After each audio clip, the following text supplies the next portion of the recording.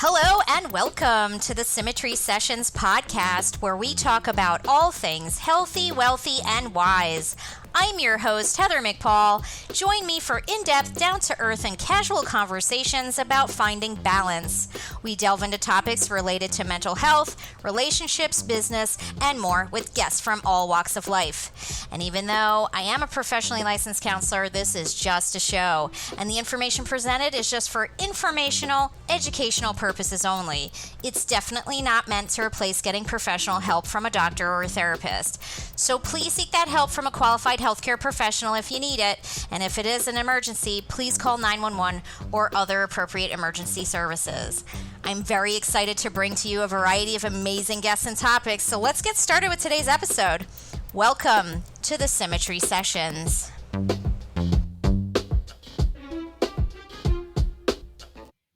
Here on the Symmetry Sessions podcast, we talk about everything healthy, wealthy, and wise, but I haven't really focused much on the wealthy part. So joining me here today to talk money is financial advisor Bob Stahler of Edward Jones Investments in West Deptford, New Jersey. Hi, Bob. Hi, good morning, Heather. How are you? I'm pretty good. How are you? I am great, thanks. Thanks for having me on today. Yeah. And one of the things that has been coming up for a lot of people that I know is anxiety over debt, especially with the state of our economy. Is it safe to say that the majority of younger folks, at least, have debt these days? And is there like a difference between good and bad debt? Yeah, that's a great question. When I first started my career, young folks would come out of college, average student loan was maybe $50,000, where today I'm seeing in the works of 125 to 150,000. Yeah. That is definitely a big issue right now, and it's only getting worse, especially with rates going up like they have in the last 12 months. Now, as far as good debt, bad debt goes, certainly, bad debt is disposable spending, frivolous spending. It could be credit cards, it could be personal loans, anything that's 10+% for that perspective. You always want to break things down based on needs and wants. So obviously a college education, in most cases that might be a need, but not always, right? A mortgage is a good debt. A car loan, as long as it's the appropriate car, right? It's not something excessive. That's a Mm-hmm. good debt, because in reality is folks look at cars as depreciating assets and bad purchases, but in reality it is an investment, because you do need to go from point A to point B, especially for work and whatnot. Mm-hmm. So good debt would be, again, auto loans, mortgages, student loans, et cetera. Anything that really does fall under the need category. Mm-hmm. Um, I feel like millennials and the younger generations are getting a lot of flack for, um, having credit card debt and having to stay home in their parents' house longer because they can't afford, especially with, like you said, the student loans. How do you see that changing, especially with inflation and everything going on? Yeah, so I mean, millennials right now are actually, they have better financial habits than their parents, and Really? it really kind of goes down to as far back as the Great Depression, right? When the Great Mm, Depression hit, the babies from that generation, they were taught to not spend, save as much as they can, etc. And then, as I'm seeing here, their children saw excess cash from their parents, but not the will to spend, or maybe go on that vacation, or like we just talked about cars, buying that nice car, etc. mhm, And that generation has spent a lot. Now, the unfortunate thing with that generation, they were entering the workforce when pensions were a given. And mm, right around the early to mid 90s, the pension pretty much went away, especially in the private sector. So, unfortunately for that generation, they had fallen back from retirement savings. Where in this point here, in this case with the millennials, they are a little bit more financial savvy. They're not as frivolous spenders, but to your point, they have a lot of debt that they had to occur from mhm, education, et cetera. So they are at a disadvantage. But the one thing that we are seeing from the millennials they are essentially forced to start saving for retirement at a very early age. Financially, they're probably going to be in a better position than their parents, than the baby boomers. I certainly wish I had started earlier. Um, but as I feel like most people around my age, I wasn't in a stable place to start thinking about saving for retirement until recently, Yep. until I started my practice. So, um,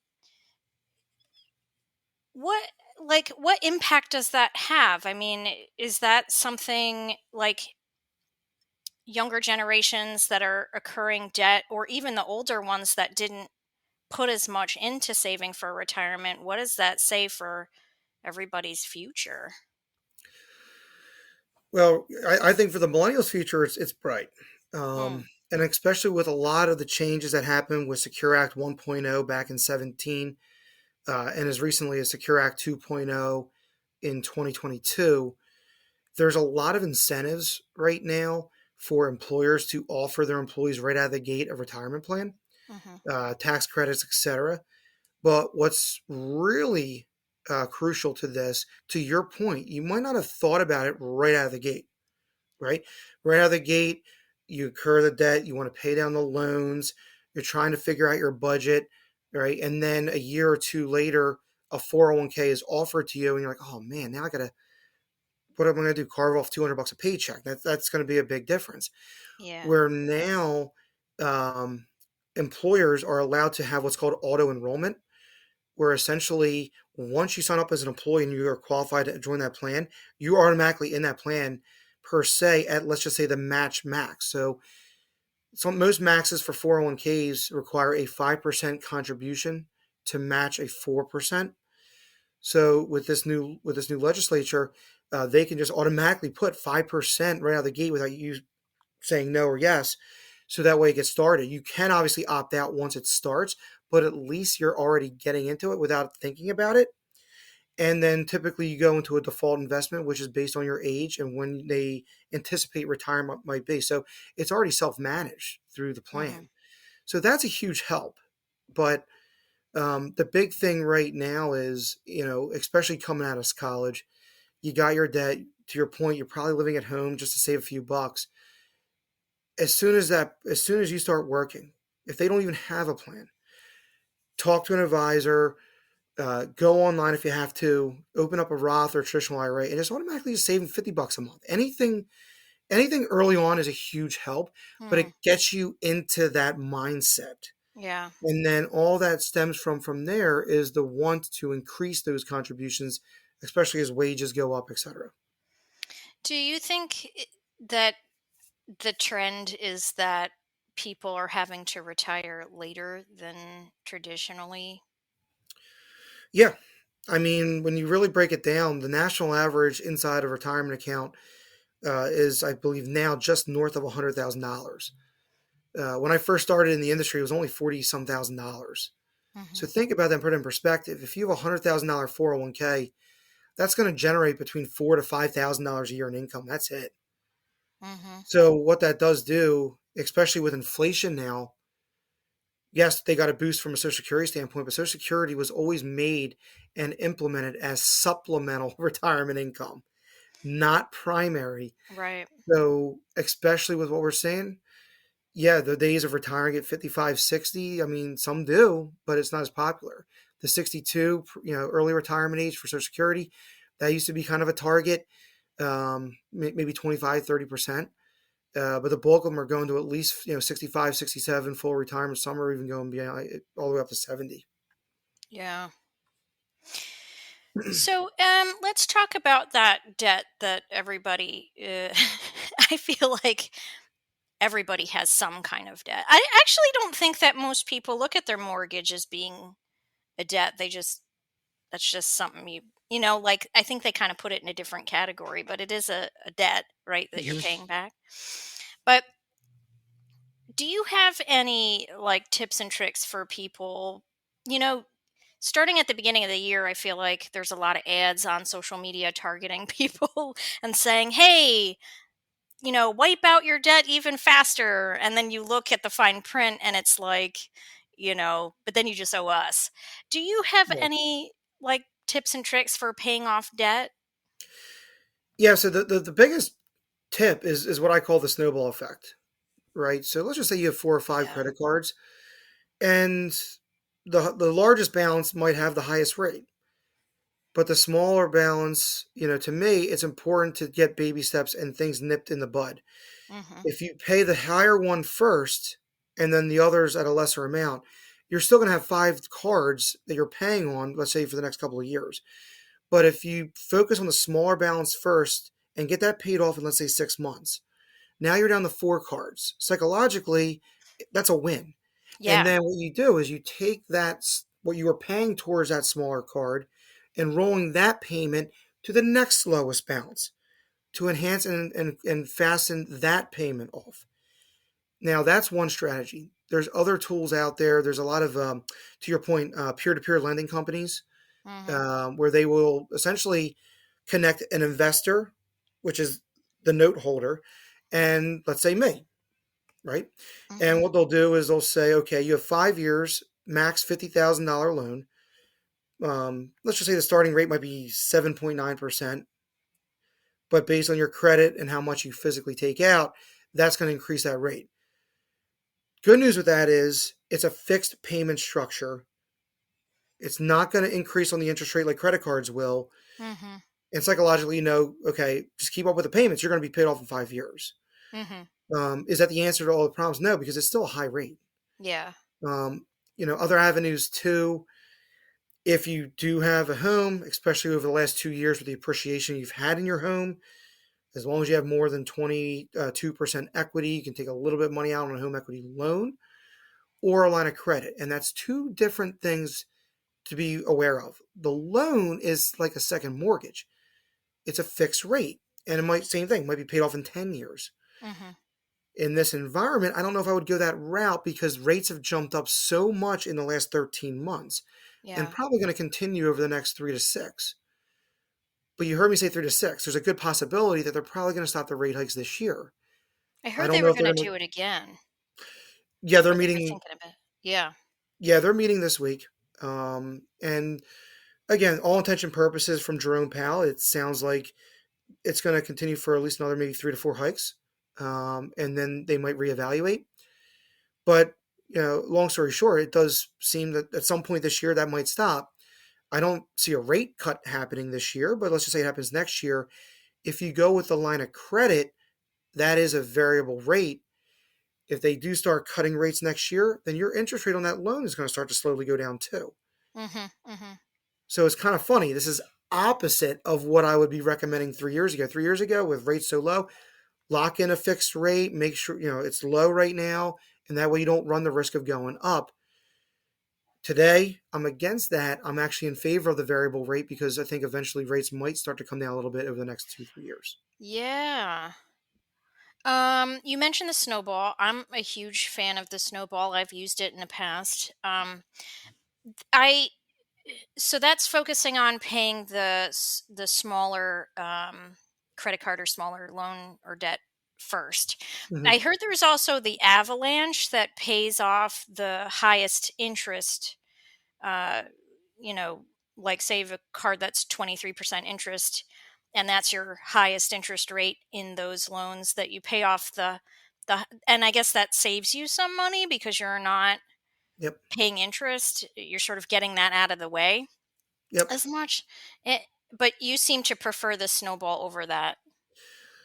Just from what I've seen over the years. Hmm. In theory, the higher rate obviously was going to save you more money long term, but it's the psychological effect. Yeah.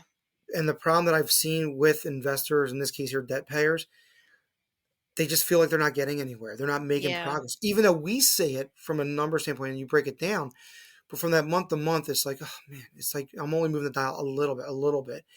And I've seen more success the other way. Hmm. Now, to your point on that car loan, the only good thing with the car loan perspective is same thing. It's a fixed rate and it's going to be paid off in 5 years, right? Hmm. Or 4 years or whatever it may be. The credit card minimum payment, the problem with that is you're probably looking at 19 to almost 30% interest nowadays. and the minimum payment on average will have you paid off in 15 years. Right. So that's a big issue as well. So, but no, to your point, yes, the avalanche approach, if you're disciplined and you understand that you are making progress, that will save more money. But again, the most success I've seen is going with that low balance, getting it out of the way. Now I'm down to 4. Now I'm down to 3, and just keep rolling those payments over and over again. What do you think about the people who do the balance transfer to a 0% in order to pay something off faster? So it goes back to the discipline. It's a great move. Um, it will negatively affect your credit score because you're opening up another line of credit. Mm-hmm. It's revolving, and even though there's a zero balance on there, the credit bureaus are going to say, okay, Heather or Bob has access to $30,000 in credit card debt if they wanted to, right? Mm-hmm. Two stories there. The disciplined person or the disciplined debt payer, yeah, they move it on there. It'll be paid off in that 12 to 15 month window, and then they close it out themselves. And I want to Mm-hmm. emphasize that when you close out a credit card, you make certain that you tell the agency or the credit card company, make sure you mark this as client or customer initiated because that will not negatively affect your score. Oh. If you initiate them to cancel or close your card and they don't mark that, then the agencies or the bureaus are going to look at it like they forced that on you, and that does negatively affect your score. Oh. But going back to the original question, if you are disciplined and pay it off, it's a great strategy. Mm-hmm. But my fear is you're kicking the can down the road. And same thing with a psychological perspective. Oh, I can borrow money still for 0%. Yeah, I might go buy those new TVs or etc. So it all Yeah. goes down to knowing how you are and how are you going to approach it. If you're disciplined, great tool. If you're a spendthrift, it's scary because then all you might do is digging yourself into a deeper hole. Mm-hmm. Mm-hmm. So, if somebody's going to do this, start looking at their debt and start paying things off, what are some of your tips for budgeting? So the biggest thing is you got to break down what's coming in and what your fixed expenses are. Mm-hmm. What's your cost of living? What's your rent? What's your mortgage? What's your insurances, your utilities, your cell phone, etc. All that good stuff. Mm-hmm. And then from there, you got to factor in your grocery bill. And what I typically recommend doing is look over the last 3 months and what's your average you've been spending at the store. Don't look at the last year. It's a lot different spending than it was 12 months ago Boy, because of isn't it? inflation. Yes. $10 eggs now. Don't get me started on that. The whole family, I think we consume like 6 eggs a day. It's not good for us. But anyhow, Yeah. um, you got to break those down. And then what you're going to come down with after those expenses is what's called your disposable income. Right now, we all need to live, right? It's nice Yeah. to be able to go out to grab dinner or go watch a movie or go bowling, whatever it may be. But from that disposable income, that's how much you can figure out how much you can budget for that excess spending, but how much you need to carve off to pay towards that debt. Mm-hmm. That's what's crucial. So in reality is there's 3 things you need to focus on. Living, the fun stuff. 2, the debt repayments. And 3, as I mentioned before, even if it's 25, $50, put money away. And Yeah. with that said, too, the emergency fund or the reserve fund is extremely crucial. The way I explain that from a financial planning perspective, when you build a house, you build it with the foundation first. That foundation is your emergency fund for every financial plan. The reason why it's crucial is because if you have an adequate ER fund, next time you need to make a purchase, let's say your hot water heater breaks or you need a new heater, It's now happened. you don't have to borrow. Yeah. Borrow from yourself, 0%, pay it back. That's right. Yeah. So, are you a fan of what's his name? Ramsey? Hmm? I forget his Yep, name. yep. David Ramsey, Yeah. him, Susie Orman, they have very, very good concepts. As I mentioned before, I'm a firm believer a lot of the stuff that they say. Now, it's not their fault at this part, but their answers tend to be very broad and generic because they're speaking to a very broad audience. Right. The concepts are good, but the answer to each question is not the same for you or for me or for the person on the street. Sure. That's why it is important just to have someone hear your personal situation, so that way your plan is built based and customized to what your goals and ambitions are. But his concepts are absolutely on point. Yeah, bring him up because I remember reading something about him saying how much you should have in your emergency fund, like 1,000 or something like that, Mhm. at all times, or at least that's the goal to have that in there. Yeah, so the old rule of thumb, and this is one of those generic answers, right? Used to be 3 months of living expenses. Oh. Now the general consensus is 6 months. My personal take is this: if you are an employee with a very stable job, stable income, 6 months could be adequate. If you're a business owner, such as yourself, Heather, where income can fluctuate, Mm-hmm. I always recommend at least 12 months. Now, you heard me say at least because the number that might be that 12 months, you might not still be comfortable with that. Mm-hmm. Let's just say that number is $50,000, but you say, Bob, I really rather see like 75,000 bucks. Then that's your number, Mm-hmm. right? But sort of a rule of thumb: if you got a stable job, stable income, I would say at least 6 months, and as a business owner, at least 12 months. Mm-hmm. Um, let's go back to what you were saying about rates these days.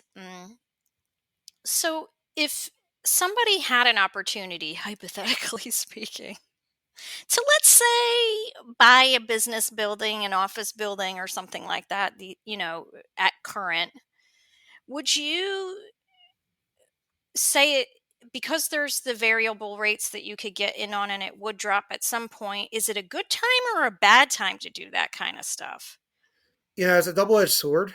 Yeah. Um, Obviously, with the rate hikes, let's just say from a primary residence, 13 months ago, you could probably get a 30-year mortgage around 275. Yeah. And right now, you're looking at 6.5 to 7.25, right? Yeah. And that is almost, to put this in perspective here, if you were approved for a $300,000 mortgage in December of 2021, Mhm. monthly payment, principal, and interest, you're probably looking at about 1150 a month. Today, you're looking at over 2,100 dollars a month. Yeah. And if you were maxed at 300,000 then, you might be maxed at 150 now or 170 now. But with that said, because the ability to borrow is a lot more costly, I don't know if we're necessarily seeing this. The bidding wars are done. Yeah. Prices have stabilized. Prices are coming down a little bit. So if you do get approved and on that commercial building per se, it could be 10 maybe 15% less than last year because of rising rates. The price is worth it. Mm. You can always refinance once rates come back down, That's true. right? But the thing is, you can never change the price that you purchased that property at. Right. And that's where, if you bought a property in the summer of 2022 or earlier, it could be a little dangerous now because you might be underwater. Yeah, I think we were pretty lucky when we bought our current house. It was the summer of 2021, so we sneaked Yeah, in right in time. I mean, the price of the house was high, but the interest was so low, and yeah, we had the ability to to put the money down and whatever. So, yeah. um yeah, but I did notice that, something must have been changing in the housing market because there's a lot more houses not being snatched up as fast as last year. I mean, that was crazy. Yeah, it's a good point. I mean, across the street from us, there was a house that went for sale in June of 22. It was bidding wars. It was done in 2 days. Yeah. And then in the fall, September, two houses down from that, they just went under contract. So you're talking a Yeah. 2 day with bids to almost 4 months. Right. I noticed that too. We had 5 days of showings. We had 9 offers. Yeah. But recently, we have a house down the street that just got under contract and it's been there for months. Yep. So, yeah, it's quite interesting how things are shifting. Yeah, the only thing And that's holding that up right now is the yeah, fact that the inventories are still relatively low. yeah, So everything's been bought. everything's been bought. People know about the rate hikes. So people are worried, if you were on the fence of moving, people might just say, what, let's just stand pat right now, or let's just remodel our current house or whatnot. Yeah, But yeah. as soon as the inventory start to increase in this environment, we'll probably see the prices come down a bit. So, going back to, I know I'm all over the place, but um, going back to budgeting, and one of the things I noticed, because I have a huge, spreadsheet budget thing that I use every 2 weeks, every time I pay myself. Um, One of the things I've noticed that when it comes to the grocery bill, like I've had to increase the amount that I allow for that budget, and not because of eggs specifically, but because just everything is more expensive. And I realize that and there's just two of us, and one of us doesn't even eat here most of the time, but we're spending at least $30-40 extra Yeah. every 2 weeks in groceries. I suppose that when you have enough savings, that kind of is a cushion for when, the economy or, inflation takes over and you have to add a little bit more into some of those necessary uh, categories. Yeah, what you got to do is you got to eat away from that miscellaneous disposable income, portion of your budget. To your point, I mean, just not we talked about eggs, but with our family, we have five of us, and somehow Tuesday nights, for some reason, always tends to be the practice nights for everybody, and we're Hmm. running around like crazy. And that was always our rotisserie chicken night, where it's nice and easy. But case in point, that was $4.99 at Shoprite uh, a year ago. Now it's $7.99. Yeah. Food, the true inflation number right now we're about 6.5%, but in reality is when you break it down to those needs like the food, groceries, etc. They, in my opinion, they've well exceeded that number. And when that happens, yeah, you're less likely to go out to dinner. You're less likely to go to the movies, right? And you Yeah. got to I pull mean, from I'll that. tell you, I got rid of DoorDash because it became way too expensive Yep. when you can just pick it up down the street yourself, you know? 100%. And that's what these types of environments, it creates that. It really does make us look down to those needs and wants. And, as you're going through it, it's not fun because the expenses are constantly rising. But the only true, one of the good things that comes from that is, again, to why we're on here today, for example, for financial health, as I like to call this. Hmm. You're going to reevaluate what's happening, where you're spending, and it's going to make you more cognizant of budgeting. And then the only hope is once things do finally stabilize and normalize, that desire, that need to keep on top of your finances continues. Yeah. So the only other thing too that's bad about this is, if we only have so much in that disposable income window that we can pull from, the next thing is that excess principal payments that you might have been putting on those credit cards, et cetera, because then you're going to pull from that. Yeah. Yeah. So I have a lot of clients in my caseload that are attention deficited, and money is always a huge problem for them Mhm. because of that impulse control to impulse buy things. And we live in such an age where everything is so accessible, right? Amazon sometimes has overnight delivery. I mean, anything you want, you can have in a second. Just click a Um, button. It's there in 24 hours. It's nuts. yeah. Well, on a side note, this does horrible things to our culture because now we're so impatient when we have to wait for anything, but that's besides the fact. That's Um, true. Um, I guess I'm just curious if there's any resources out there for people who struggle. Obviously yourself, but anything to help them kind of, you know, stay off of some of these things so that they're not spending money they don't have. Yeah, I mean, the biggest thing is just having that accountability partner, right? Yeah. It's like coaching a sports team, right? If you don't have somebody that's going to hold you accountable, then you're probably going to slip off a little bit, unless you're absolutely truly disciplined. In the investing world, Vanguard, for example, is historically known to be a low cost access to ETFs, mutual funds, sometimes individual stocks. But cost is what you pay, value is what you get, because they don't provide the advice. And Vanguard came out with a article about, I want to say, 2011, 2012, how having a financial advisor, maybe paying that fee, creates additional alpha because it prevented investors from making emotional or rational decisions. Mm-hmm. In fact, they did a study on their basic S&P 500 ETF. The average rate of return, let's say, was like 5% between 2000 and 2010. But the average holder at Vanguard of that same exact fund was about 2.2% per year, because they were buying at the wrong time, selling at the wrong time, rather than just buying and ignoring it. Well, same thing goes on the spending side. Pardon me. If you have that accountability partner that you meet with frequently, that's going to measure your debt, making sure that's going down, measure your savings, make sure that goes up. When you meet with that person, you're going to make sure you are doing what you say you're doing, right? Mm-hmm. But if you don't have that accountability partner, pardon me, then the other opportunity, what I always recommend doing, you have all your bills on one credit card. But with that, every month, your insurance, your utilities, your cell phone, internet, whatever it may be, always comes out to be $800 a month. And that credit card, it's always going to be $800 a month. That's budget one. And then for your disposable income, have a second credit card just for that. Food, gas, etc.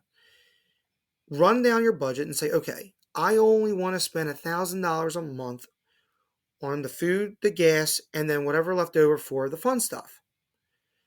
Call your credit card company, put a $1,000 limit on it. Hmm. Sometimes that works. Again, discipline. If you feel like you're not disciplined enough, then what you do is you take $1,000 out of your account, and you got $1,000 to live off of for that 1 month. Mm-hmm. Gas, food, and then the rest. So, but that tends to work pretty well from a self-management side of things. Mm-hmm. I hate going to the grocery store more than anything. I hate the hustle and bustle. I hate the long lines. I hate trying to find parking. So I use Instacart to save myself that trip to the market. Instacart delivers groceries in as fast as an hour. They connect me with a personal shopper in my area to shop and deliver groceries from my favorite stores. They hand select my favorite products, they highlight deals to help me save money, and they suggest new products they think I might like. They pick the freshest produce, and they even keep my eggs safe too. So right now, listeners, you can get free delivery on your first order over $35 if you follow the link in the show notes. Follow the link in the show notes. That lets Instacart know we sent you and helps support the show. So save yourself that trip. Let Instacart handle it while you spend your energy on things you really want to be doing. One of the things that I really liked is I have an app on my phone. It's called Capital with a QA. I Mm-hmm. don't know if you've ever heard of this. And what it does is every time I use my debit card, it takes a certain amount of cents per dollar out into a separate account. And so I didn't even check it. I have no idea. Like I can see it coming out of my account and 30 cents here, a dollar there, whatever. Yep. But over time it adds up and it's cents that I'm not going to miss, right? But it helps to save in a separate account. And sometimes I use that account for okay, that's going to be Christmas shopping. So I don't have to worry about, how I'm going to come up with that. Um, or I'm not, a lot of people overuse their credit cards during the holidays, but this helps me not have to do some of that stuff. Or Yep. you can use it for a vacation fund or, whatever. But I think it's kind of cool because I don't miss those, chunks of change. Right. It's kind of like the virtual idea of taking the change out of your pocket and putting it in the piggy bank. Yep. Yeah, there's a couple apps that do that. There's one that actually will take that money and invest it in just a basic ETF or a mutual fund. Is that the acorn? Yep. Yeah. Yep. And that adds up and that helps out. Another thing I would encourage is have if your employer allows it, multiple deposits. So, for example, you got your 401k, so they take it right out of there anyway and put it in the 401k.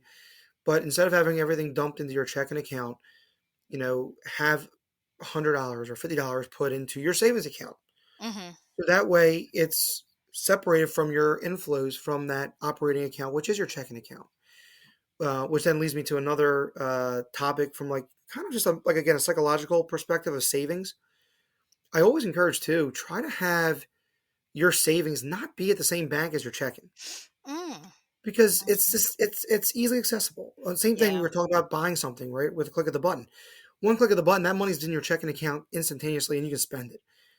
So try to have a separate entity, whether it's an online savings account, which are great. They have high yielding savings accounts there, a separate money market, etc. But I do like to kind of have a barrier between that savings ER fund versus your operating account, your checking account.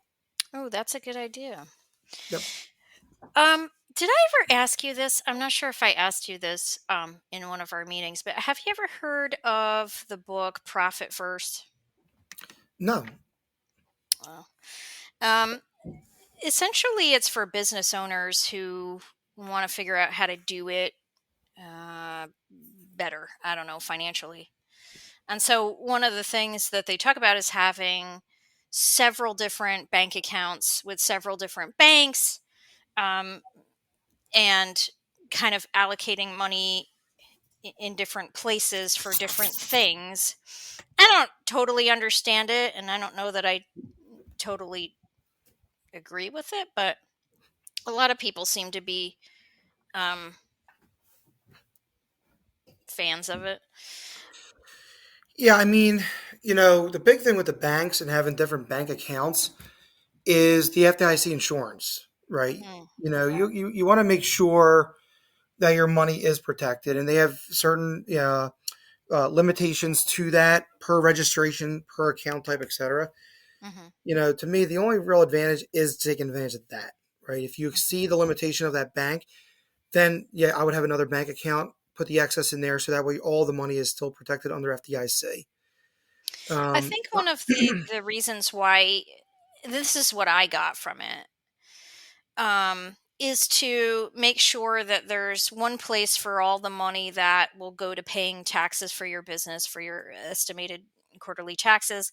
Another one is, you know, uh, for your overhead. Another one is yep. for um, any profits that can be reinvested into the business or whatever. I just don't understand the whole idea of putting it in different places.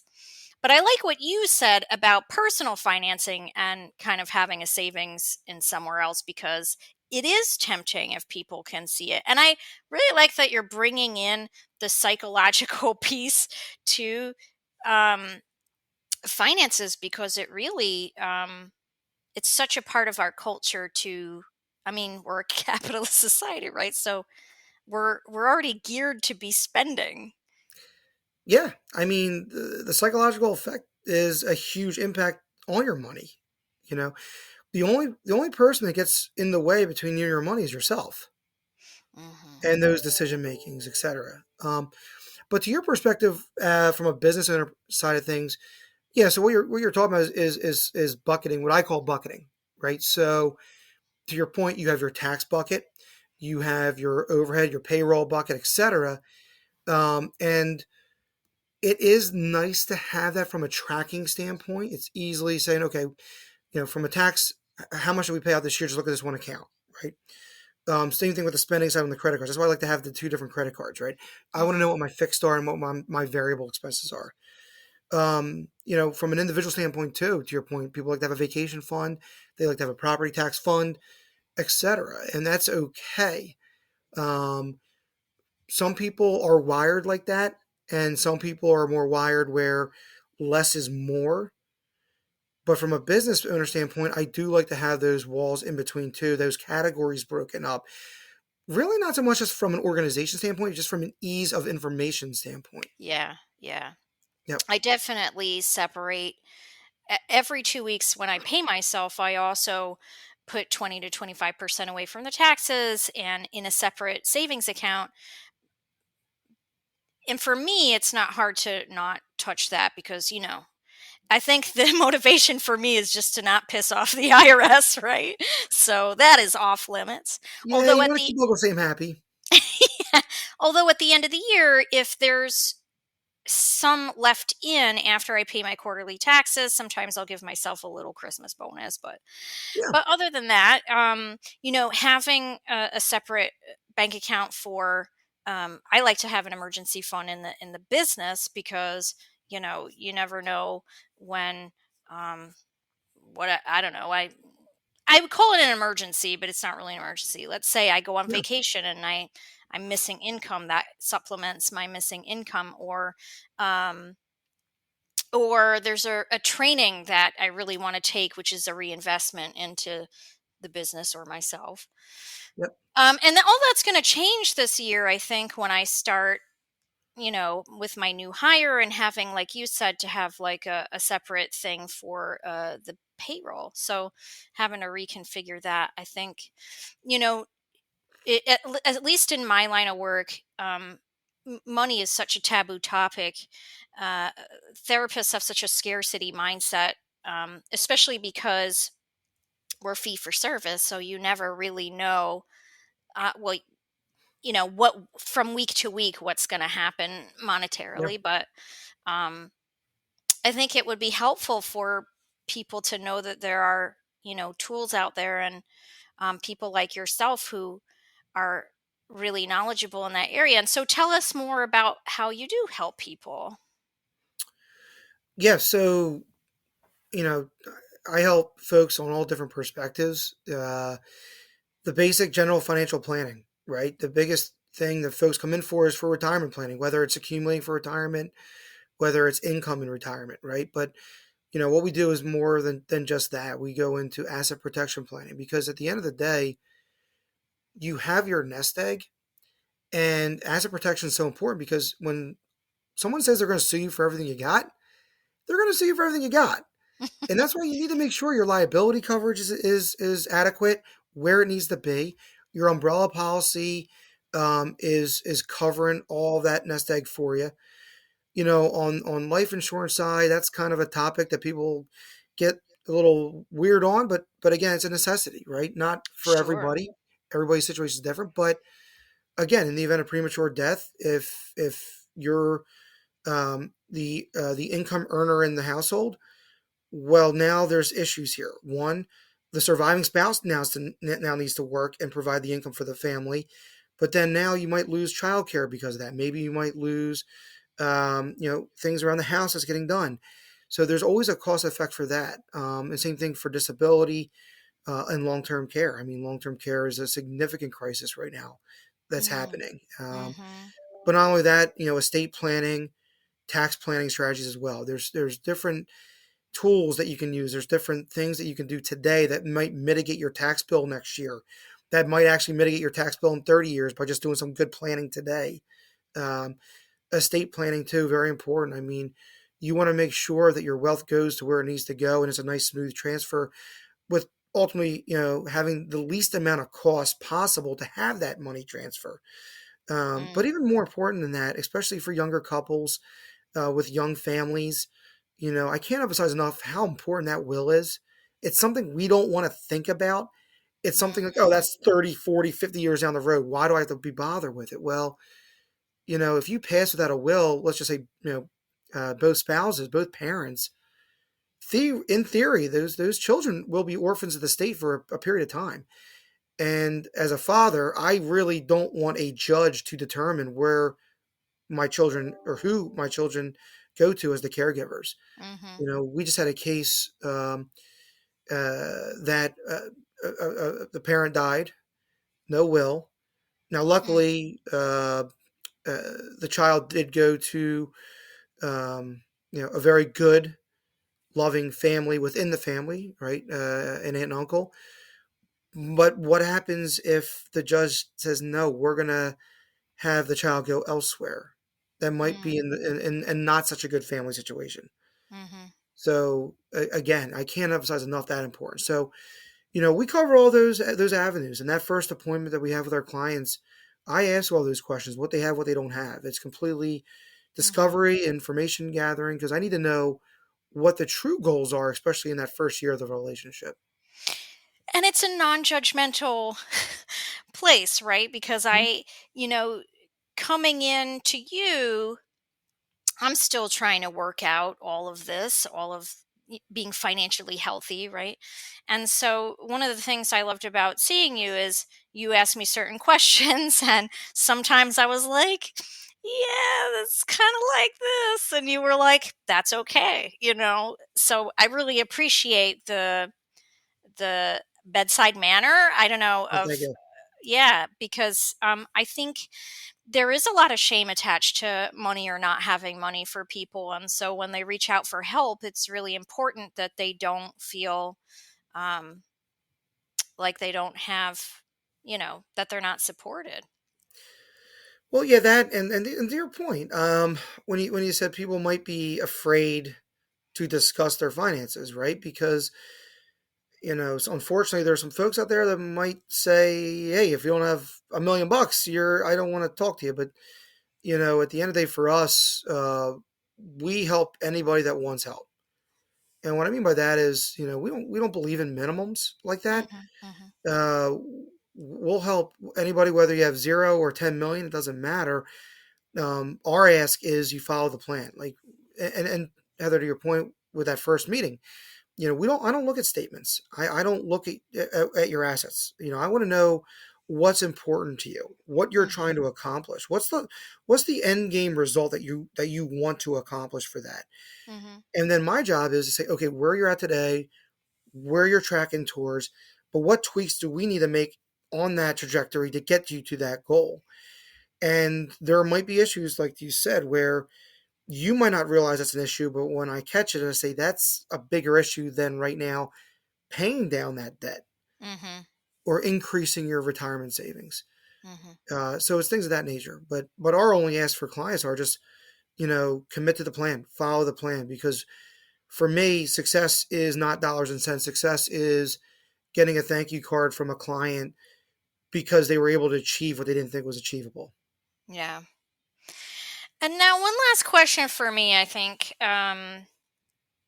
because I feel like you probably get this a lot, and I researched this a few times and keep forgetting what the fucking answer is. But what's the difference between a financial advisor and a financial planner? It's a great question.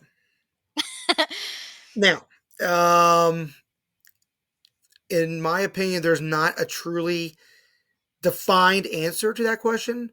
My take is a financial advisor is someone that is licensed, right? That can make recommendations, um, that can do asset allocation, how much to save in a retirement account, etc. Now, in my case, I'm a certified financial planner. Oh. That designation, I don't know what the percentage is right now in the industry. I want to say it's just north of 20%. It might be a little bit more now. When I first got it, it was below 20%. But as a CFP, we preach the highest code of ethics in the industry, right? That's truly, we have a firm mindset of being fiduciaries.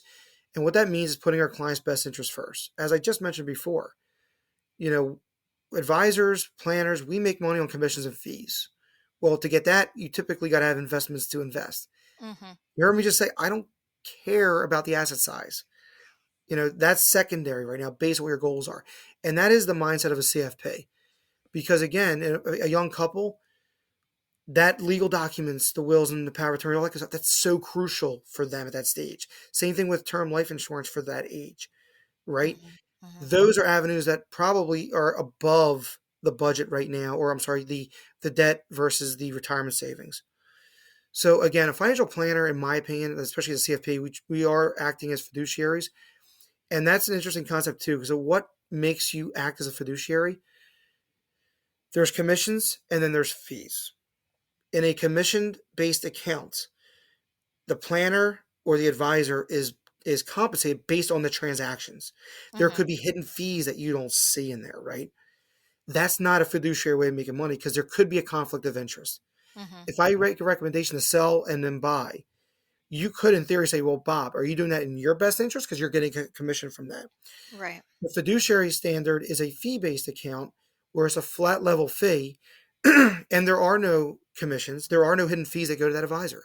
So when the advisor makes that recommendation, it truly is avoiding the conflict of interest because I'm not getting compensated on that trade. I'm Mm-hmm. either trying to minimize or help protect on the downside or trying to capitalize on the upside. Okay, one more thing. Oh no, what was it? Ah, it was something about. Oh, yeah. I used to have a friend who, I don't know if she had an advisor or a planner or what, but she used to call this guy on the phone every time she wanted to make a big purchase, and she'd say, "Hey, what do you think?" And I guess he had access to all of her, financial stuff. And he'd tell her, well, yeah, you could do that. Or, no, I think that's a bad idea. Is that normal? Like, do people do that? You mean to call their advisor for anything like buying or leasing a car or Yeah. renting or buying a home? No, that's your, I mean, well, again, every advisor has the capability of doing that. It's whether or not they want to provide that level of service. Right. And Heather, I remember, I told you just like I tell every single client, whenever you're making a financial decision, I want you to call me. That's what you hire me for. Yeah. That's what you're paying me for. And it could be as little as okay, do I pay this card or do I pay that card off first? Or I'm looking at buying or leasing a car, etc. Yes, I mean, in my opinion, you are hiring a person to be your financial coach, your accountability partner, but your go-to.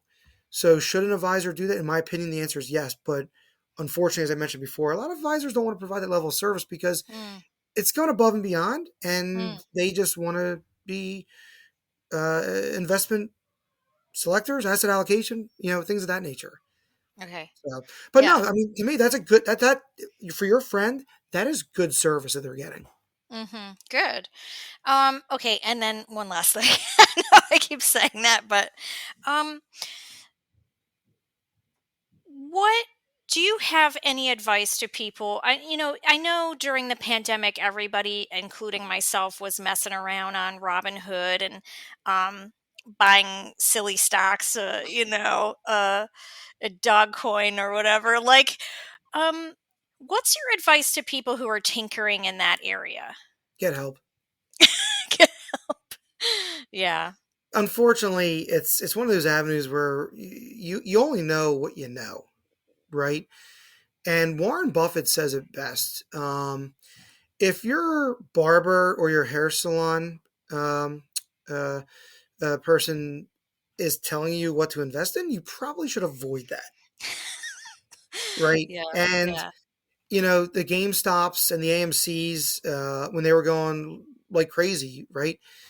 Um, it was actually hysterical when AMC or GameStop was trading over 100, and It's the general crazy. fair market value might have been like $15 a share, if that. It's dangerous territory, right? Hmm. This is your money. This is your life savings. And the way I would put that is to would you be willing to take your life savings, go to Atlantic City and start putting it on the table? I wouldn't.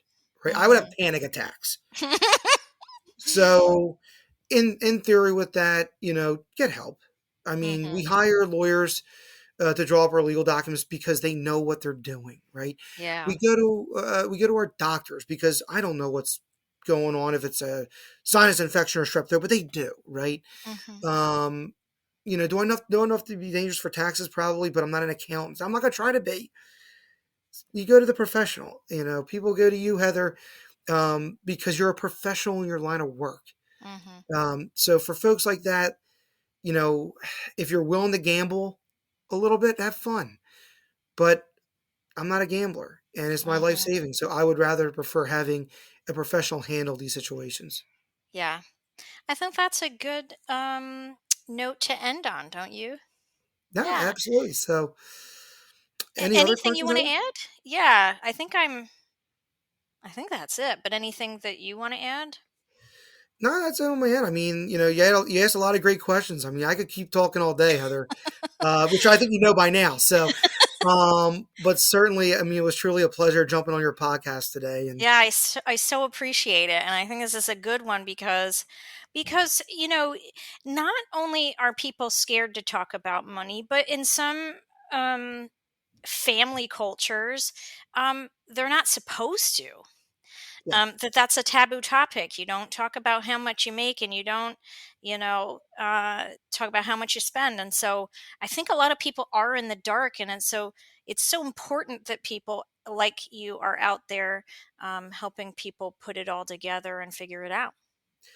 yeah. And to that note, the one thing I can't emphasize and stress enough as it is, if someone is in that situation where they're afraid to talk finances, um, the client advisor relationship is confidential. So whoever they work with, they should have a peace of mind knowing that whatever information they're sharing stays within those four walls that they're having the conversation with. Yeah, So if any of the listeners out there are nervous, no, call someone. Get a referral, and then open up because again, everything's confidential, and then you do need that help. yeah. Thank you so much, Bob, for coming by. Oh, thank you, Heather. I really appreciate it. Anytime. All right, take care.